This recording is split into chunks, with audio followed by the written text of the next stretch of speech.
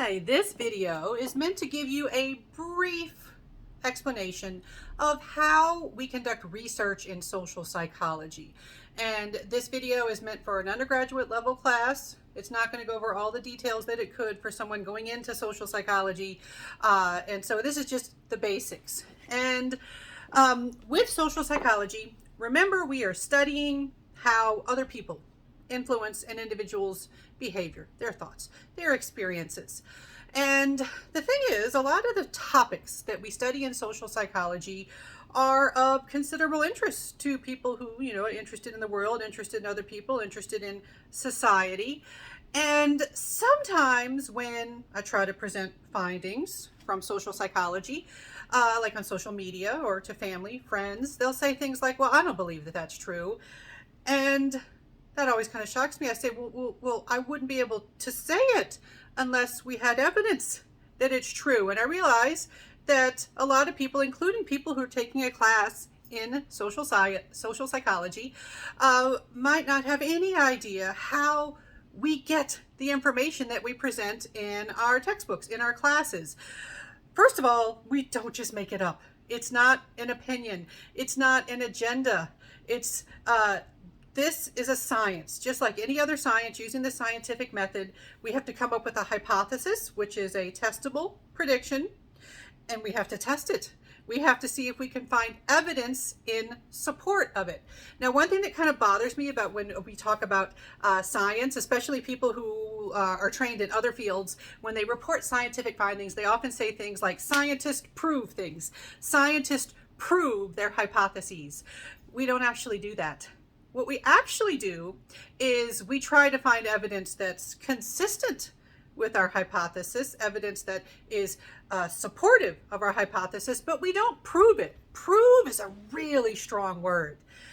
We have high standards in science that require that we do a lot to support our ideas, but we still don't get to say we've proven anything. We can disprove. You can find evidence that, no, that doesn't work. That doesn't happen. You can refute. You can disprove an idea, but you can't prove it. So let's talk about how we can do this. Now, in science, we have to conduct studies. We have to make observations. We have to get data or data, pronounced both ways, of course, perfectly acceptable. That means measurements of some sort. We need to be able to take human behavior and translate it into measurable phenomena that we can get measurements on. So we can conduct studies like experiments. Now, an experiment technically is a very specific type of scientific study. It is a study where you have control over an independent variable. You are able to manipulate that independent variable.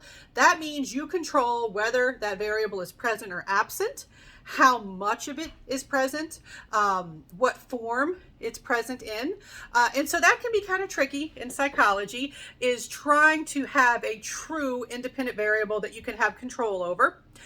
Sometimes we don't do true experiments. Sometimes we do observational studies, survey studies, or studies that are based on correlations, where we look at the relationships between two variables. We look at whether variables have certain patterns, things like, oh, when you have more of this characteristic, you also tend to see less of this other characteristic. That's the sort of thing you see with correlational research. I'm going to focus on how we use experiments, that special type of scientific study in social psychology. So with an experiment, you have to have an independent variable, and you have a result, an outcome called your dependent variable. So for example, we might want to see how having more people at the scene of an accident, how that affects the likelihood that someone reports the accident right away. All right, this is a social psychology topic. It has to do with the influence of other people or on our own individual experiences and behavior. And so how would we be able to do this? All right, well, we need an independent variable. Well, the thing that we think is the cause is what we want our independent variable to be. What do we think is the cause here? Well, we think that the number of people present is going to have an effect on the likelihood that you report the accident. Can we manipulate? Can we control the number of people present at a staged accident? Yes, we can. We can control that. We can set up an artificial controlled scenario where we stage some sort of an accident, and we can control, there's one person present, 2, 3, 4, you can have all sorts of numbers, but you can control how many people are present. You've got an independent variable. Your dependent variable, your result, your outcome, your effect, not your, the thing that is affected, all right, the thing that is affected by the independent variable, or you suspect it is, that's in your hypothesis. In this case, it would be the likelihood of reporting the accident. It could be whether or not you report the accident, or it could be how much time it takes to report the accident. I mean, there are different ways you can quantify this, but you can measure that, all right? So measure how quickly or how likely you are to report that accident. So that's the sort of thing we're doing with an experiment. Now, other things with experiments are that you have to have what we call random assignment. Random assignment is essential for a true experiment.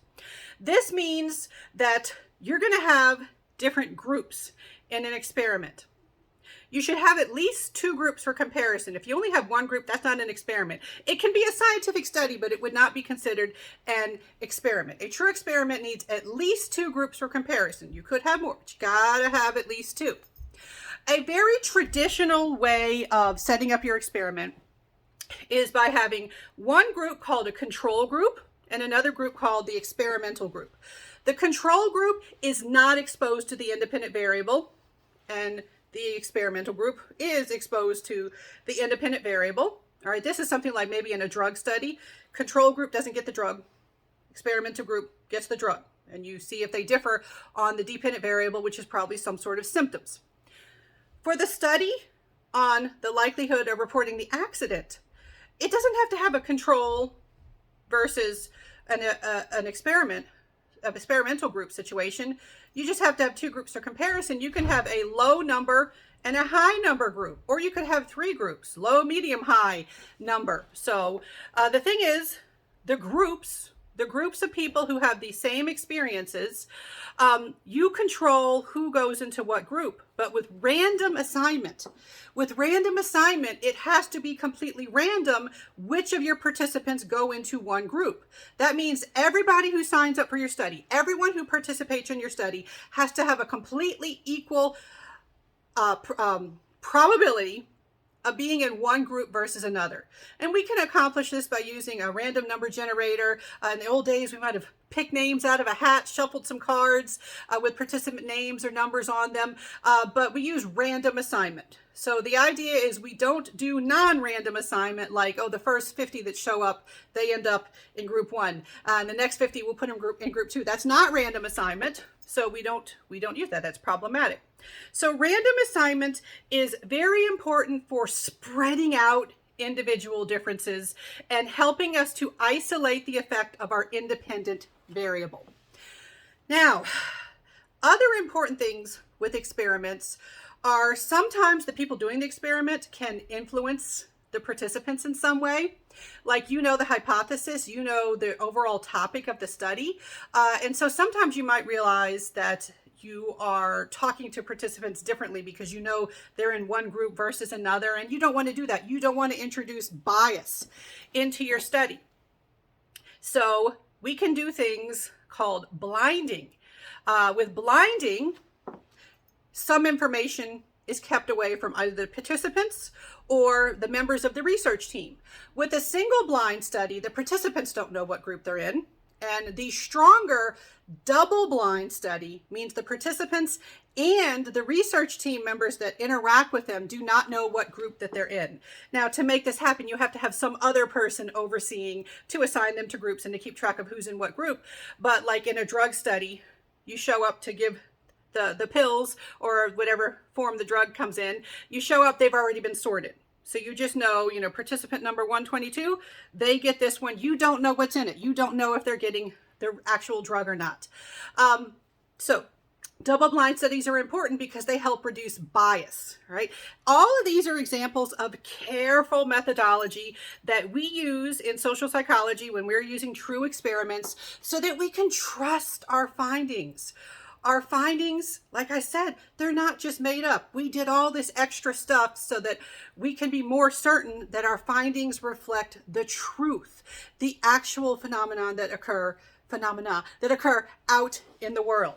Now, a very important thing about a true experiment, it is the one and only research design that allows you to establish a cause and effect relationship. With other types of studies, you may be able to describe what you see. You may be able to see that there's a relationship between two variables. A variable is anything you can measure, by the way, if you've ever wondered what that word means. With an experiment, you can say that one variable causes another variable. It is the one and only design that allows you to do that. So that is one of the many reasons in social psychology that we strive to be able to test our hypotheses with true experiments. Adding on to what I was saying about using experiments in social psychology, one very important element of science in general, especially including social psychology, is that you have to have falsifiable hypotheses. Your ideas have to be stated in such a way that you can find evidence against them. That seems counterintuitive because, of course, you want to find evidence for them. You know, we want to use the word prove and prove our ideas, but we don't actually do it that way. There is a huge problem with trying to show that you're right.